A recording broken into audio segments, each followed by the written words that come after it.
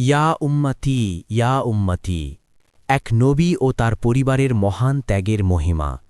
মদিনার আকাশ বাতাস আজ ভারী।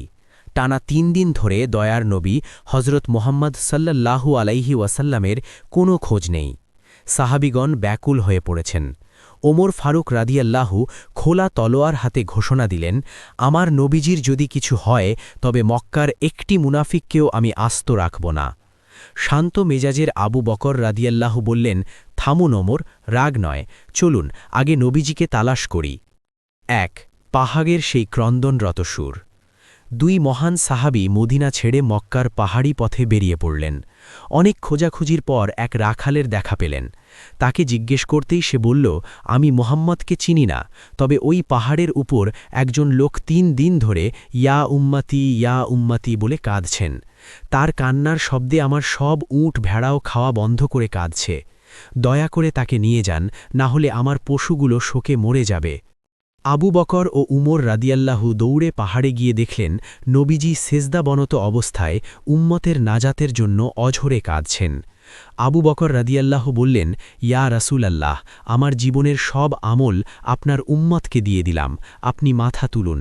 ওমর রাদিয়াল্লাহু বললেন, আমি আমার সব নেকি দিয়ে দিলাম, কিন্তু নবীজি সাল্লাল্লাহু আলাইহি ওয়াসাল্লাম মাথা তুললেন না।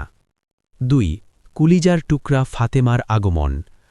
আবু বকর বুঝলেন নবীজিকে শান্ত করতে তার কলিজার টুকরা কন্যা ফাতেমা রাদিয়াল্লাহকে লাগবে। তারা দ্রুত মদিনায় ফিরে গিয়ে মা ফাতেমা রাদিয়াল্লাহকে খবর দিলেন। খবর শুনেই ফাতেমা রাদিয়াল্লাহ ব্যাকুল হয়ে পাহাড়ের দিকে দৌড়ালেন। নবীজির কাছে গিয়ে তিনি বললেন, আব্বাজান, আমি আপনার ফাতেমা এসেছি, আপনি কি আমাকেও ভুলে গেছেন? আমি আমার সব নেকি আপনার উম্মতকে দান করলাম, তবুও আপনি শান্ত হন। পাশে দাঁড়িয়ে ছোট ছোট হাসান ও হুসেন রাদিয়াল্লাহু বলতে লাগলেন, নানা যান, উঠুন, আমাদের দিকে তাকান। কিন্তু উম্মতের ফিকিরে নবীজি তখনও সেজদায় নিমগ্ন। ৩ সেই অকল্পনীয় কোরবানি। অবশেষে মা ফাতেমা এক বুক কাঁপানো দোয়া করলেন। তিনি বললেন, আব্বাজান, আপনি মাথা তুলুন, আমি আপনার পাপী উম্মতের নাজাতের জন্য আমার কলিজার ২ টুকরা হাসান ও হুসেনকে কোরবানি করে দিলাম। এই কথা উচ্চারিত হওয়ার সাথে সাথেই দয়ার নবী সাল্লাল্লাহু আলাইহি ওয়াসাল্লাম সেজদা থেকে মাথা তুললেন। তিনি ফাতেমাকে জড়িয়ে ধরে বললেন, ফাতেমা, তুমি কি দোয়া করলে? আল্লাহ তোমার এই মহান কোরবানি কবুল করে নিয়েছেন। গল্পের শিক্ষা। ১ উম্মতের মায়া।